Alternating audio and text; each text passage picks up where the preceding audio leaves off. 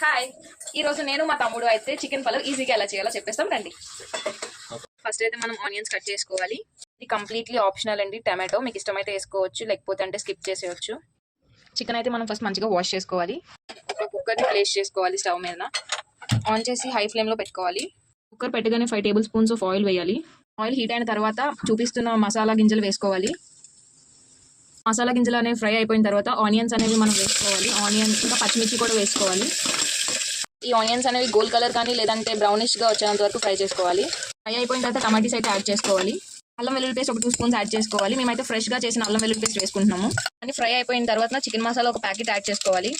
పసుపు ఒక 1/2 table spoon వరకు వేసుకోవాలి. కారం కూడా ఒక స్పూన్ యాడ్ చేసుకోవాలి. అయితే మనం చికెన్ అంతా యాడ్ చేసుకోవాలి. ఆ వేసిన చికెన్ అంతా కూడా స్పైసెస్ అని కలిసినట్టుగా కలుపుకోవాలి. 2 గ్లాస్ వాటర్ అయితే వేసుకోవాలి. మనం వాటర్ వేసుకున్న తర్వాత ఈ సాల్ట్ కారం అన్ని కూడా చెక్ చేసుకోండి. కొంచెం సాల్ట్ అనేది కొంచెం ఎక్కువ ఉన్నట్టుగానే చూసుకోండి, సో దట్ రైస్లోకి తర్వాత సరిపోతుంది. ఒక టేబుల్ స్పూన్ నెయ్యి కూడా యాడ్ చేసుకోండి. ఈ వాటర్ అనేది ఇలా అప్ అండ్ డౌన్ అవుతున్నప్పుడు రైస్ అనేది యాడ్ చేసుకోవాలి. మనం కుక్కర్ క్యాప్ అనేది క్లోజ్ చేసుకోవాలి. కుక్కర్ అనేది 2 విజిల్స్ వచ్చే వరకు ఉంచాలి. ప్రెషర్ అంతా పోయిన తర్వాత కుక్కర్ క్యాప్ ఓపెన్ చేసుకోవాలి. ఇప్పుడు మనం వేడి వేడి చికెన్ పలావ్ అయితే ప్లేట్లోకి సర్వ్ చేసుకోవాలి. చాలా బాగుంటుంది. మీరు కూడా ట్రై చేసి చెప్పండి ఎట్లా ఉందో.